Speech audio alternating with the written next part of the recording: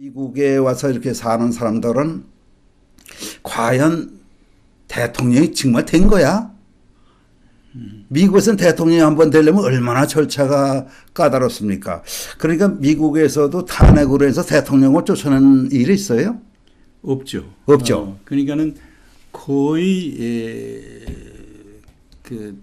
쫓아낼 뻔한 거가 이제 두 번 있었는데, 첫 번째가 앤드루 존슨이라고요. 링컨 대통령 때 이제 그 부통령 하다가 대통령 된 사람, 그 사람을 이제 시도했지만은 안 됐고, 그 다음에 이제 그 되게 아직도 기억들 하시겠지만은 그 빌 클린턴 대통령이 이제 그 모니카 루인스키하고의 그 스캔들 때문에 이제 탄핵이 국회에서 소추가 됐지만은 상원에서 결국은 기각이 됐죠. 그래서 탄핵으로 240년, 미국의 헌정 역사가 240년인데 그동안에 대통령이 탄핵으로 쫓아난 경우는 없습니다. 이 탄핵으로 쫓겨난 대통령은 없군요. 없죠. 근데 닉슨 대통령이 이제 그 탄핵 당할 뻔했는데 사임을 했죠. 그러니까는 그 워터게이트 사건으로 이제 2년 동안 조사를 받고 탄핵을 이제 하기로 국회에서 그렇게 결정을 했지만은 결국은 닉슨 대통령 자신도 아마 탄핵이 될 것 같으니까 사임한 걸로 합니다. 미국 역사상 현직에서 사퇴한 대통령은 단 하나입니다. 닉슨 대통령이 그 최초의 대통령이죠. 예. 그러면 만약에 박근혜 대통령이 그 당시에 이렇게 사표를 냈다면은 지금과 같이 고생 안 할 거 아닙니까? 예, 그건 모르죠. 왜 그러냐면은 탄핵이라는 것은 처벌이 아닙니다. 네. 그 대통령 측에서 해임시키기 위한 절차가 탄핵이고, 그다음에 해임된 다음에 형사소추를 하겠죠. 그래서 지금이 돌아가는 걸 보면은 아마 사임을 했어도 형사 고발을 아마 했을 겁니다. 8명이 다 합의를 해서 파면을 했는데 그거는 헌법상 또는 법적으로 합법입니까? 합법이 절대 아닙니다. 그 헌법재판소라는 거는 누구를 처벌한다든지 그런 결정을 하는 기관이 아니고, 다른 정부 기관에서 결정한 결과가 합헌이냐 위헌이냐 그것만 결정하는 기관입니다. 그러니까 헌법재판소는 지난번에 국회에서 올린 탄핵 소추안이 합법이다, 아니다, 합헌이다, 이런 거를 위헌이다.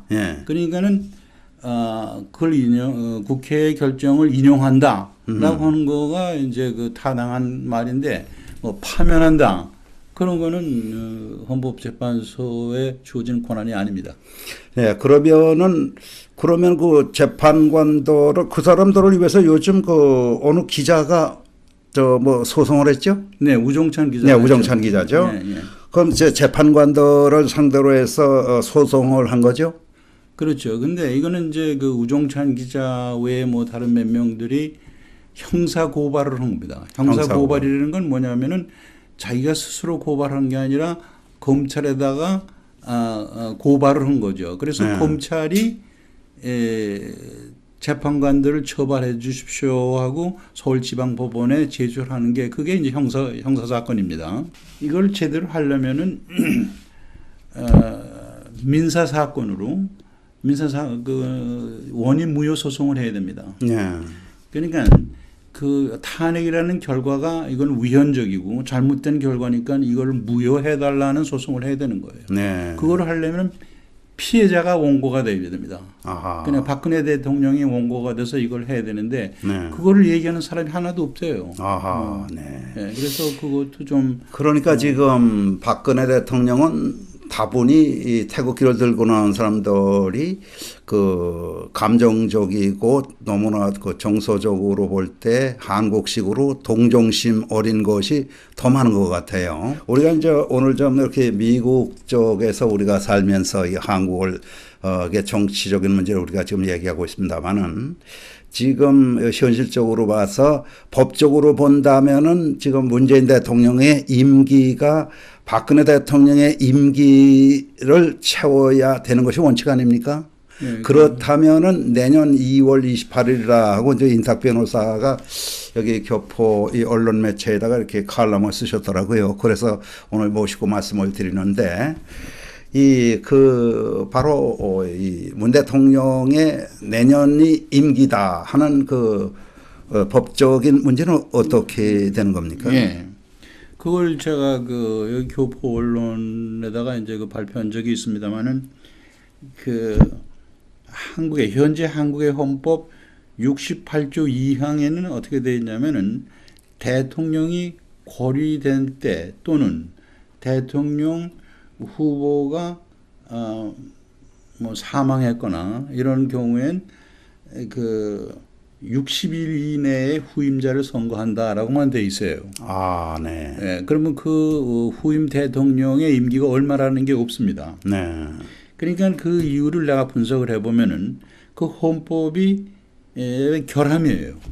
헌법 결함이든가 아니면은 그 헌법 미완성입니다. 네. 이게 극조적으로 만든 헌법입니다. 이게. 예. 그래서 결함이에요. 그러면 이럴 경우에 어떻게 되느냐?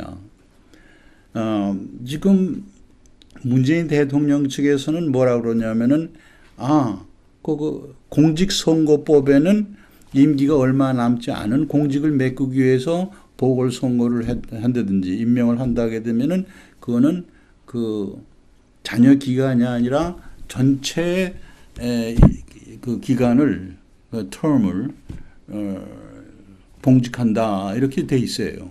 그러면 그거는 해당이 안 되는 게 왜 그러냐면은 그 법은 그 공직선거법은 헌법보다 낮은 법이에요. 헌법이 아니에요. 예. 내가 영어로 표현하기는 하위의 법률이라 그러는데 영어로는 이제 subservient 밑에 법이기 때문에 그 하위 법이 헌법을 고친 건데나 보충할 수는 없습니다. 그거는 이제 국회의원 3분의 2의 동의를 거쳐서 국민투표로만이 가능한 거예요. 근데 그렇게 하지 않고 공직선거법으로 대통령 임기가 5년이다. 이렇게 하는 건 말이 안 되죠. 예. 그러면 이거 지금 이 공직선거법에 의해서 5년이다 하고 떠들고 하는 사람은 문재인 측이겠죠? 그렇겠죠. 예. 네. 그렇다면은 이러한 이것이 미국 법하고 비교할 때 어떻겠습니까? 오케이. 미국 법에는 이런 거예요. 그래서 그것도 제가 이제 언급한 적이 있습니다만은 현재 법으로 이게 완성이 안 된 거는 네. 그 전 법을 봐야 됩니다. 아하. 그러니까 현재 한국의 헌법, 유효한 한국의 헌법, 그 이전의 헌법을 보게 되면 그게 1972년도에 만든 헌법입니다. 그때 헌법 45조 3항에는 대통령이 고리된 경우에는 후임자의 자녀 기관만 봉직한다 이렇게 돼 있어요. 예. 그다음에 미국 걸 한번 보면은 미국 헌법에도 역시 대통령이 고리될 경우에 부통령이 그걸 승계하게 되는데 전직 대통령의 자녀 기간만 봉직한다. 그리고 실례로다가 닉슨 대통령이 사임한 다음에 그 당시에 부통령 포드 부통령이 대통령이 취임해서 전직 대통령 닉슨의 자녀 기간만 봉직을 했죠.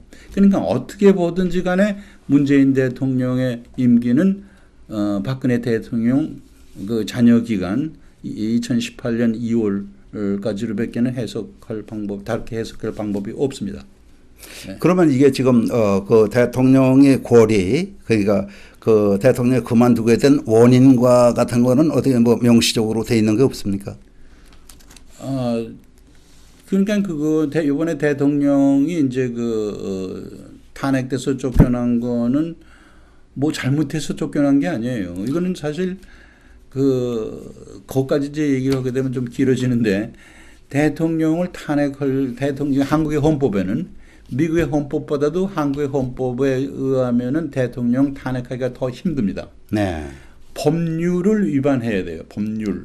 그런데 현재 박근혜 대통령의 법이 판정이 아직도 안 났잖아요. 근데 지금 만난 건 말할 것도 없고 예.